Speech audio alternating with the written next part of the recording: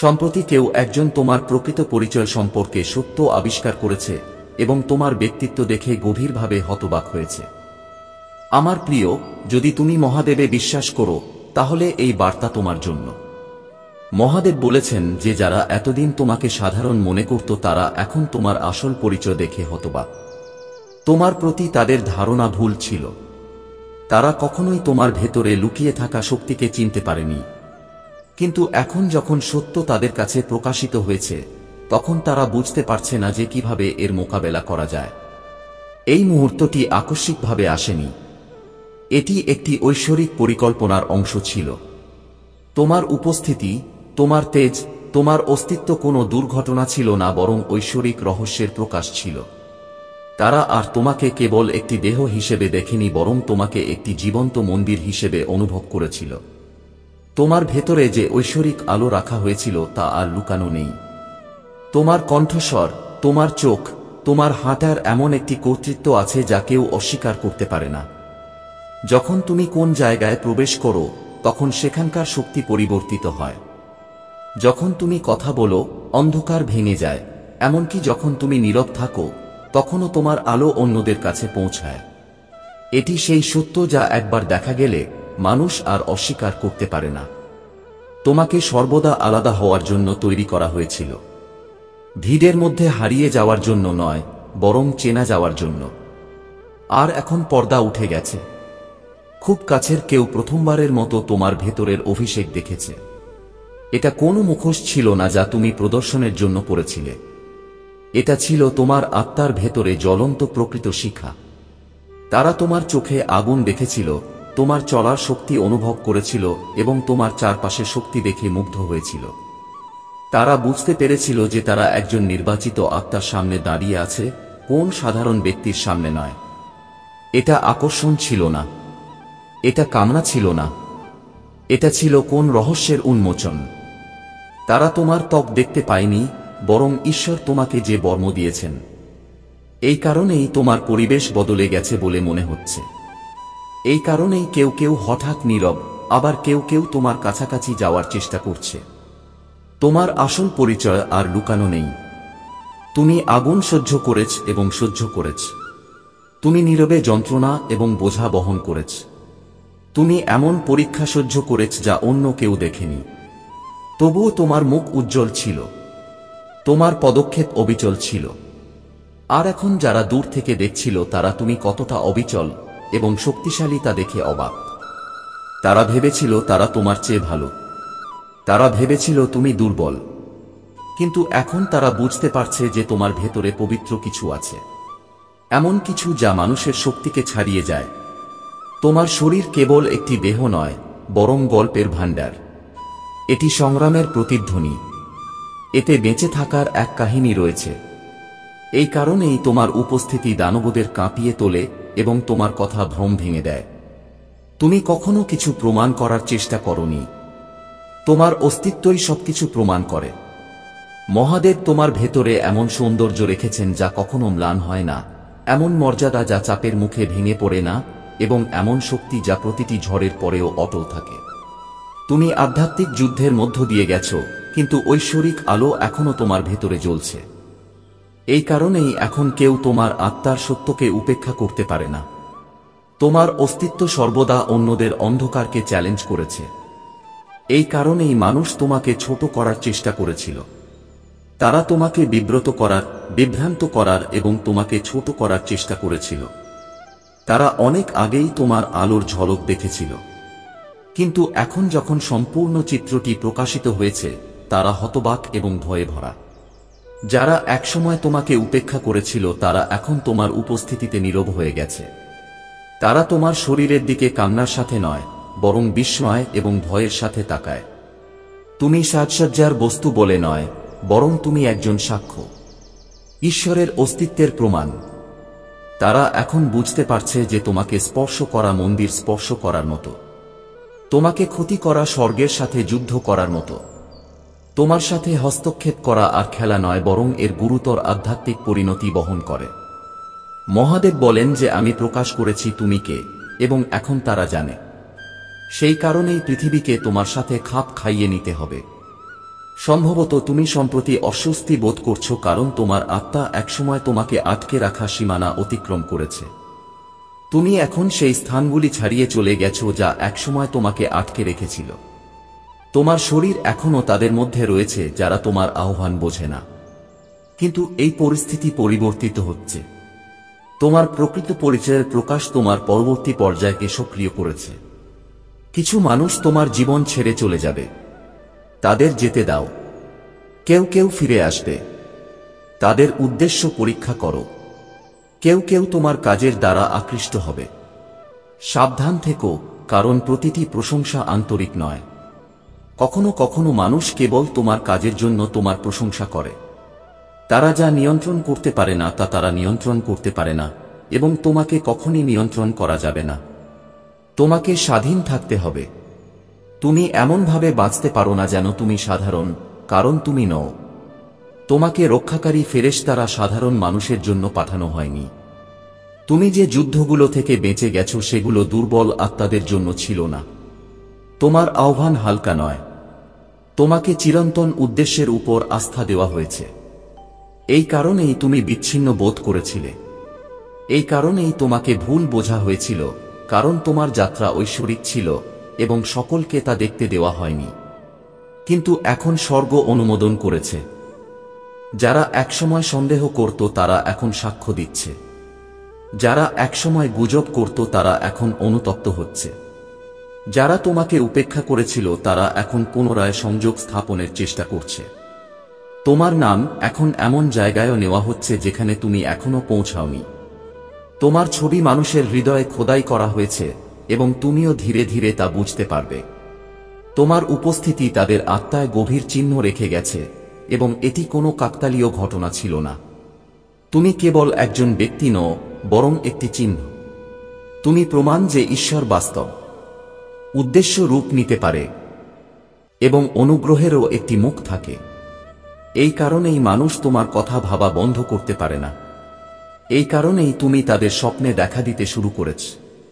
তোমার নীরবতা তাদের কোলাহলের চেয়েও জোরে কথা বলে, কারণ তুমি মানুষের রূপে ঈশ্বরের ছাপ বহন করে থাকো, এবং এখন যখন তারা তা দেখেছে তখন তাদের পক্ষে তা অস্বীকার করা অসম্ভব। শীঘ্রই তুমি দেখতে পাবে মানুষ অদ্ভুতভাবে প্রতিক্রিয়া দেখাবে। কেউ কেউ অকারণে তোমার প্রতি আকৃষ্ট হবে, আবার কেউ কেউ বিতাড়িত হবে। কিন্তু মনে রাখবেন, এটা তোমার সম্পর্কে নয়। এটা তোমার কি আছে তা নিয়ে। তোমার অভিষেক হলো একটি আয়নার মতো যা আলো প্রতিফলিত করে, সত্য প্রকাশ করে এবং লুকানো উদ্দেশ্যগুলি প্রকাশ করে। এই কারণেই তোমাকে অকারণে আক্রমণ করা হয়েছে।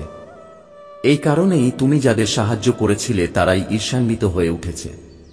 এবং এই কারণেই কিছু সম্পর্ক হঠাৎ বদলে গেছে। তারা কেবল তোমার ভিতরে যা ছিল তা দেখেছে। তুমি হয়তো এই সব দেখে অভিভূত বোধ করতে পারো, এমনকি ভয়ও পাও, কিন্তু তোমার আলোকে ম্লান করো না। স্বর্গ ইতিমধ্যেই যে সত্য নিশ্চিত করেছে তাতে সন্দেহ করো না।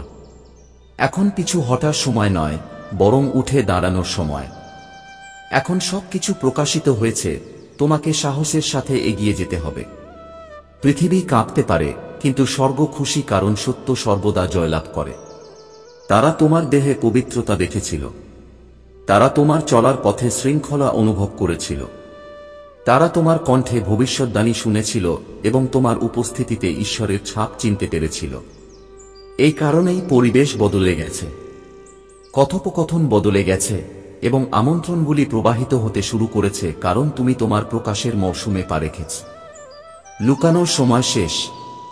আর কোনো সন্দেহ নেই, এই প্রকাশ তোমাকে লজ্জা দেওয়ার জন্য নয়, বরং তোমাকে ক্ষমতায়িত করার জন্য এসেছে। ঈশ্বর বলেন, আমি তাদের এটি দেখতে দিয়েছি। আমি তাদের এটি অনুভব করতে দিয়েছি, কারণ এখন তোমাকে সেখানে স্থাপন করা হবে যেখানে তোমার উপস্থিতি সবচেয়ে বেশি প্রয়োজন। তাদের প্রতিক্রিয়া দেখে ভয় পেও না। লোকেরা কি ভাববে তা তোমার কাজ নয়। তোমার কাজ কেবল আনুগত্য করা। বাকি বিশ্ব সময়ের সাথে সাথে বুঝতে পারবে। আমি, তোমার ঈশ্বর, এখন এগিয়ে এসেছি। দরজা খুলে যাচ্ছে। তোমার নাম পুনরুদ্ধার করা হচ্ছে। সম্পদ তোমার দিকে আসছে। তুমি অনেক দিন ধরে লুকিয়ে আছো, কিন্তু এখন উজ্জ্বল হওয়ার সময় এসেছে। কেউ তোমার আসল পরিচয় দেখেছে। তারা হতবাক, কেঁপে উঠেছিল। কিন্তু স্বর্গ অবাক হয় না, কারণ স্বর্গ সবসময় জানত তুমি কে, এবং এখন তুমিও জানো। 3 ঘন্টা শেষ হওয়ার সাথে সাথেই আধ্যাত্মিক জগতের সবকিছু বদলে গেল। 3য় ঘন্টা শেষ হওয়ার সাথে সাথেই অদৃশ্য কিছু ভেঙে গেল। তোমার চোখ হয়তো তা দেখেনি, কিন্তু তোমার আত্মা তা অনুভব করল। হঠাৎ যেন বায়ুমণ্ডলে শক্ত করে চাপা একটা বোঝা ভেঙে গেছে। নীরবতা আরো গভীর হয়ে গেল। লোকেরা যথারীতি কথা বলতে থাকল, কিন্তু তোমার কান তাদের কথার আড়ালে লুকিয়ে থাকা সত্য শুনতে শুরু করল। এটি ছিল পর্দা সরে যাওয়ার লক্ষণ। এটি ছিল প্রকাশের শুরু। ঈশ্বর 3 ঘন্টা করুণা দান করলেন, এবং তারপর স্তরে স্তরে পর্দা সরে যেতে লাগল। সেই মহিলা, হ্যাঁ, যিনি সর্বদা কাছে বসে থাকতেন, হাসতে হাসতে সাহায্যের হাত বাড়িয়ে দিতেন, এখন তিনি তার আসল চেহারা দেখাচ্ছেন। এটি কোনো জোরে শব্দ হবে না। এটি নাটকীয় মনে হবে না। আপনি কেবল তার শক্তির পরিবর্তন অনুভব করবেন। তার চোখ আপনাকে এড়িয়ে যাবে। তার আগ্রহ জোর করে মনে হবে। তার কথাগুলি কৃত্রিম এবং অনুশীলন করা শোনাবে। এবং আপনি বুঝতে পারবেন যে তিনি আপনাকে যা শত করেছিলেন তা একেবারে সত্য ছিল। যদিও আপনি ভয় পেয়েছিলেন, যদিও তুমি তাকে আরেকটি সুযোগ দিতে রাজি ছিলে, তবুও তোমার আত্মা সংকেতটি শুনতে পেল। তুমি অন্ধভাবে ফাঁদে পা দাওনি। তুমি থেমে চিন্তা করেছ, আর সেই দ্বিধা স্বর্গের দরজায় পরিণত হয়েছে, কারণ ফাঁদটি ছিল আসল। সে খুব ভেবেচিন্তে তোমার চারপাশে অবস্থান নিয়েছিল। সে মৃদুস্বরে কথা বলছিল, তোমার প্রশংসা করছিল, বোঝার ভান করে তোমার দিকে তাকিয়েছিল। কিন্তু বাস্তবে সে তথ্য সংগ্রহ করছিল। সে লক্ষ্য করছিল মানুষ তোমাকে কিভাবে দেখে, সে কিভাবে তোমার প্রভাব পরিমাপ করতে পারে এবং তোমার আলোকে নিজের সুবিধার জন্য ব্যবহার করতে পারে। পর্দার আড়ালে ইতিমধ্যেই কিছু ঘটছিল, এবং ঈশ্বর তাঁর করুণায় তোমার সময়রেখায় হস্তক্ষেপ করেছিলেন এবং তোমাকে শত করেছিলেন। এটা অবিলম্বে ঘটতে কথা ছিল, সপ্তাহ পরে নয়, মাস পরে নয়। আর যেহেতু তুমি সংকেত শুনেছিলে, এমনকি তোমার হৃদয়ের নীরবতায়ও, এমনকি নীরব প্রার্থনার মধ্যেও, স্বর্গ সেখানে প্রবেশ করেছিল। ফাঁদটি ঠিক সেখানেই থেমে গিয়েছিল। ঈশ্বর তোমার এবং দুর্যোগের মাঝখানে দাঁড়িয়েছিলেন।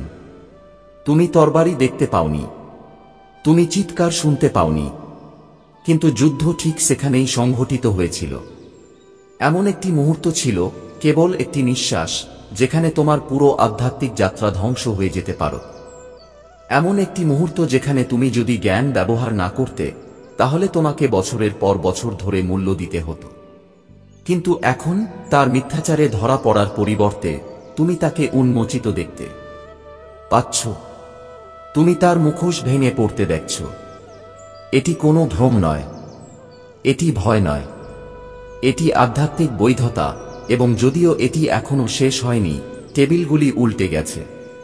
এখন দেখুন এরপর কি ঘটে। দেখুন তার আচরণ কিভাবে পরিবর্তিত হয়। দেখুন তার চারপাশের শক্তি কিভাবে নড়বড়ে হতে শুরু করে। সে তার নিয়ন্ত্রণ হারাচ্ছে।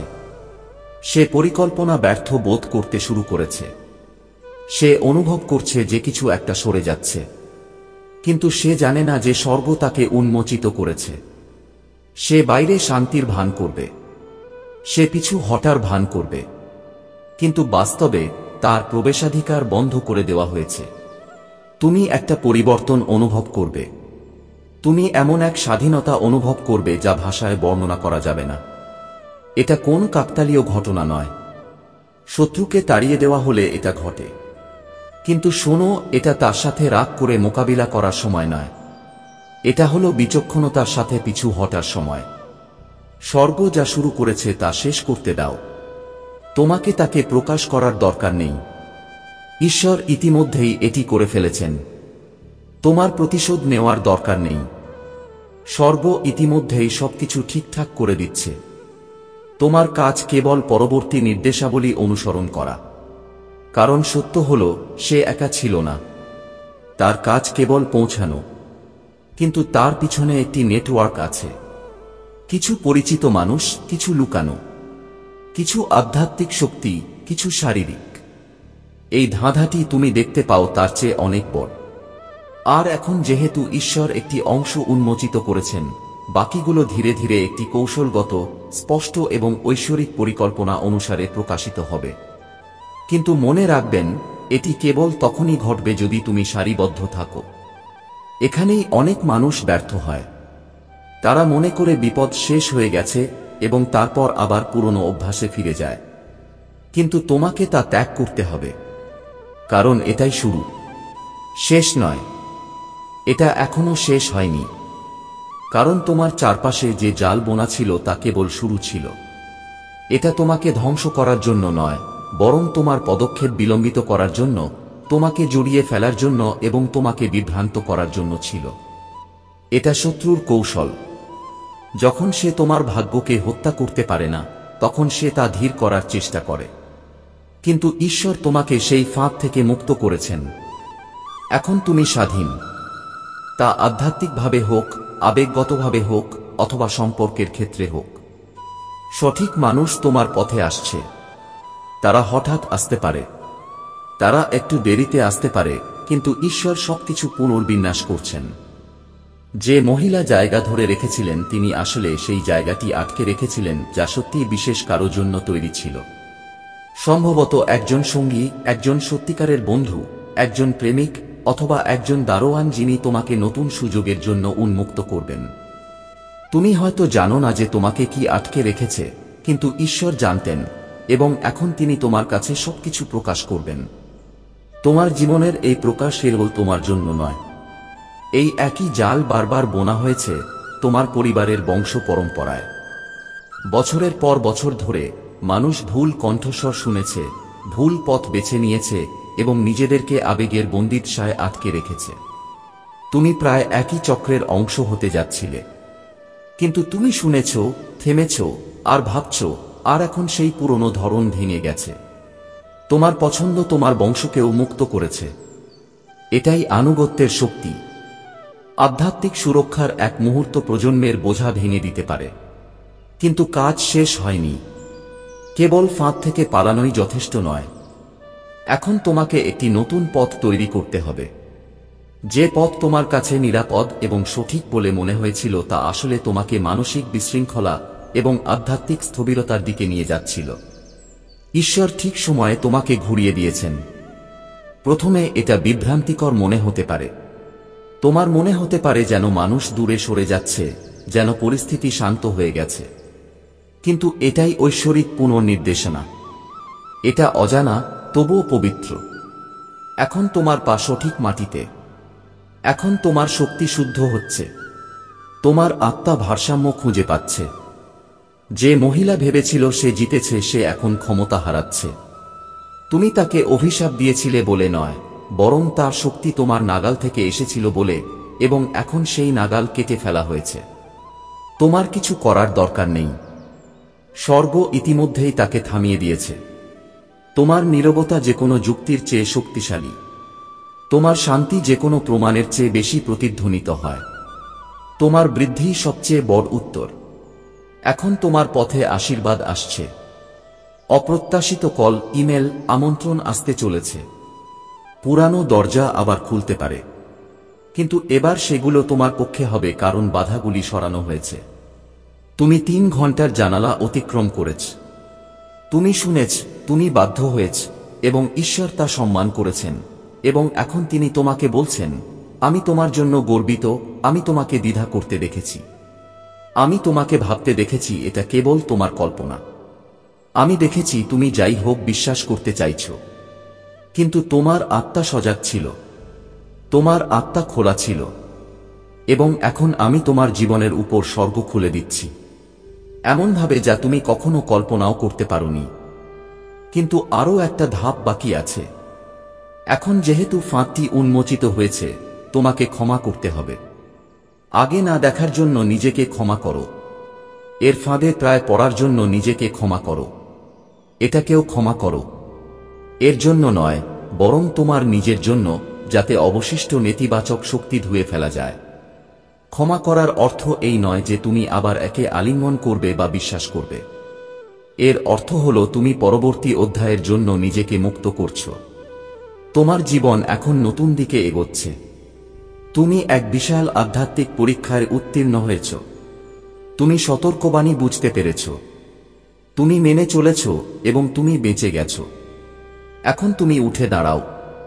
তোমার আসল পরিচয় প্রকাশিত হয়েছে। মানুষ দেখছে এবং অবাক হচ্ছে। ভয়ে নয়, বরং তোমার শক্তি, তোমার সৌন্দর্য এবং তোমার ঐশ্বরিক উপস্থিতিতে। তুমি হয়তো এখনো পুরোপুরি বুঝতে পারছো না, কিন্তু স্বর্গে তোমার পরিচয় বিশেষ। তোমার ভেতরেই লুকানো অন্ধকারকে প্রকাশ করে এমন আলো, এমনকি ফেরেশতারাও তোমার শক্তি চিনতে পারে। তোমার ভেতরে একটি পবিত্র আগুন আছে যা আর লুকানো যাবে না, এবং এখন কেউ তা দেখেছে। তারা অবাক, কারণ তারা বুঝতে পারে যে তুমি সাধারণ নও। তোমার জীবনকে ঘিরে থাকা স্বর্গের শক্তি এত গভীর যে তা উপেক্ষা করা যায় না। এই বার্তাটি তোমাকে ভয় দেখানোর জন্য নয়, এটা তোমাকে ডাকার জন্য। তোমার প্রকৃত কর্তৃত্বে প্রবেশ করো। ঈশ্বর বলেন, তোমাকে নির্বাচিত করা হয়েছে, তোমাকে চিহ্নিত করা হয়েছে, এবং তোমাকে ঐশ্বরিক কাজের জন্য উঠতে হবে। তোমার জীবনের উপর একটি স্বর্গীয় কার্যভার অর্পণ করা হয়েছে, এবং এখন এটি সক্রিয়। তুমি এখন পর্যন্ত যে সমস্ত যন্ত্রণা, বিশ্বাসঘাতকতা, বিভ্রান্তি অনুভব করেছ তা এই মুহূর্তের প্রস্তুতি ছিল। যে মুহূর্তে সত্য আর লুকানো যাবে না। তুমি কে? তোমাকে কে পাঠিয়েছে? আর তোমার আত্মার মধ্যে কোন ঐশ্বরিক শক্তি বাস করে? ঈশ্বর তাঁর তরবারি টেনে দাঁড়িয়ে আছেন। তাঁর দৃষ্টি আপনার পরিবেশে অনুপ্রবেশ করার চেষ্টাকারী প্রতিটি শত্রুর উপর নিবদ্ধ। তুমি আচ্ছাদিত। তুমি সুরক্ষিত। এমন একটি ঢাল দ্বারা যা কোন চোখ দেখতে পারে না এবং কোন হাত ভাঙতে পারে না। কেউ তোমার দিকে তাকিয়ে বুঝতে পেরেছিল যে তারা কোনো সাধারণ মানুষ নয়, বরং একটি পবিত্র পাত্র দেখছে। একটি পাত্র যা চিরন্তন আলো বহন করে, ঈশ্বরের সৃজনশীলতার একটি আয়না। তুমি হয়তো বুঝতেও পারবে না যে তোমার উপস্থিতি ঘরগুলিকে কিভাবে রূপান্তরিত করে। তুমি এমনকি জানো না যে তোমার নীরবতা কতবার কারো চিন্তাভাবনা বদলে দিয়েছে। তুমি জানো না যে তোমার উপস্থিতি কতবার কাউকে বিপজ্জনক সিদ্ধান্ত নিতে বাধা দিয়েছে। কিন্তু ঈশ্বর সবকিছু জানেন। স্বর্গ প্রতিটি মুহূর্ত দেখেছে এবং প্রতিটি ঘটনা রেকর্ড করেছে। এবং এখন যখন তোমার আসল পরিচয় দেখা গেছে, তোমাকে সাহসের সাথে এগিয়ে যেতে হবে। তোমাকে ভিড়ের মধ্যে মিশে যেতে দেওয়া হয়নি। তোমাকে পৃথিবীতে অদৃশ্য থাকার জন্য পাঠানো হয়নি। তুমি ঐশ্বরিক মহিমা ছড়িয়ে দেওয়ার জন্য জন্মগ্রহণ করেছ। তোমার শরীর, তোমার আত্মা, তোমার কণ্ঠস্বর, তোমার অস্তিত্ব সবই ঐশ্বরিক অলৌকিকতার প্রমাণ যা ঈশ্বর গোপনে গঠন এবং সংরক্ষণ করেছেন। তোমাকে দেখা যাওয়ার জন্য তৈরি করা হয়নি, বরং প্রকাশিত হওয়ার জন্য তৈরি করা হয়েছে। সঠিক সময়ে, সঠিক মানুষের সামনে, সঠিক উদ্দেশ্যে, এবং এখন সেই সময় এসেছে। এখন কেউ তোমার চোখের আড়ালে লুকিয়ে থাকা সত্যটি দেখেছে।